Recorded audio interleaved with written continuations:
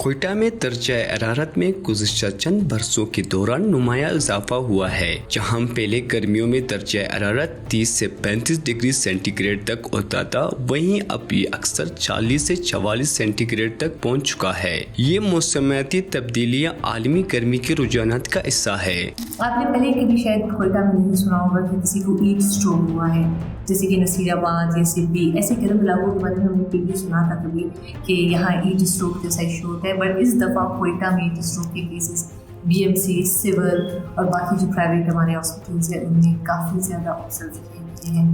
Diarrhoea ہو جانا، کمزوری ہو جانا، ویکنیس ہو جانا، ایون اسٹوڈنٹس کی جو ایبسنٹیز تھے ان کے زیادہ بیسک جو اثرات تھے کہ بچے کو گرمی لگی ہے یا پھر بچے کو ڈائریا ہوا ہے، ہیضہ ہوا ہے، سو ایسے ریزنس آئے ہیں۔ عالمی ادارہ صحت کے مطابق بلوچستان جیسے علاقوں میں گرمی سے متعلق بیماریوں کی تعداد میں تیزی سے اضافہ ہو رہا ہے۔ مزید کوئٹہ کے مقامی اسپتال کے مطابق گرمیوں کے دوران ہیٹ اسٹروک ڈی ہائیڈریشن کے مریضوں کی تعداد میں تقریباً 20% سے زیادہ اضافہ ہوا ہے۔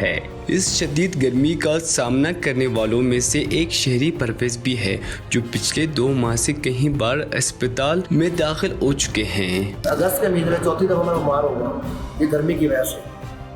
خیال کرے گا بیماری میں کیا ہوا ہے آپ کو؟ بیماری میں یہ گرمی کی وجہ سے پیٹ خراب، موشن، الٹیاں، ڈرپیں، تو یہ سسٹم ہے۔ یہ بات بطور خاص نوٹ کی گئی ہے کہ ہر سال گرم ترین مہینوں میں اسپتالوں میں مریضوں کا ہجوم دیکھا جاتا ہے، جن میں سے کئی افراد شدید گرمی کی وجہ سے طبی مسائل کا شکار ہوتے ہیں۔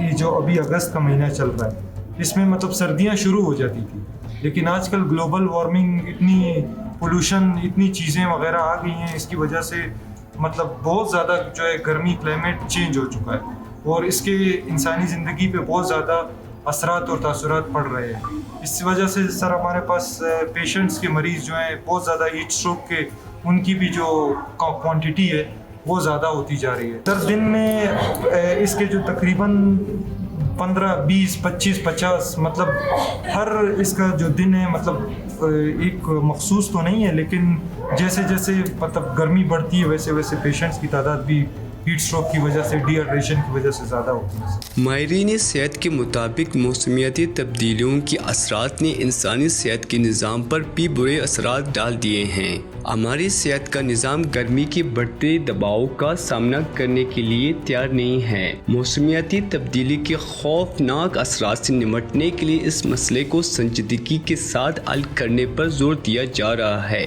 اگر ابھی اقدامات نہ کیے تو آنے والے برسوں میں یہ صورتحال مزید خراب ہو سکتی ہے۔ میرے خیال سے اس کو کوپ اپ کرنے کے لیے اویئرنیس کے ساتھ ساتھ گورنمنٹ کو بھی چاہیے کہ ہیٹ اسٹروک کا جو کنٹینجنسی پلان ہے کوئٹہ کو اس میں شامل کر دیں، اس کی اویئرنیس سیشنز دیں، ایون اگر کوئی کٹس وغیرہ ہے پی ڈی ایم کے تھرو وہ۔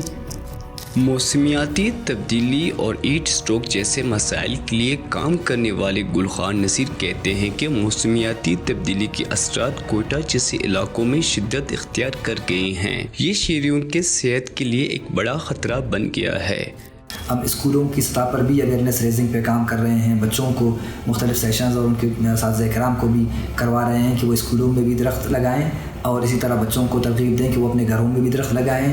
اسی طرح محلے میں یا آس پاس کہیں پہ اگر درخت ہیں تو ان درختوں کو توڑنے کی بجائے ان کی حفاظت کرنے میں مدد کریں۔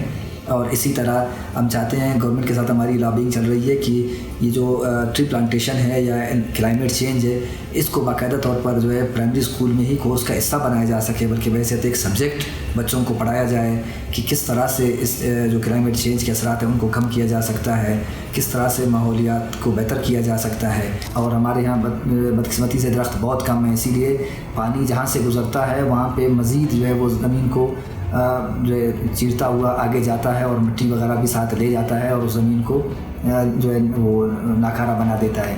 تو وہ زمین بچ سکتی ہے اگر وہاں پہ پہلے سے درخت اور اس طرح کی جھاڑیاں موجود ہوں، وہ پانی سے اس کو محفوظ رکھ سکتے ہیں۔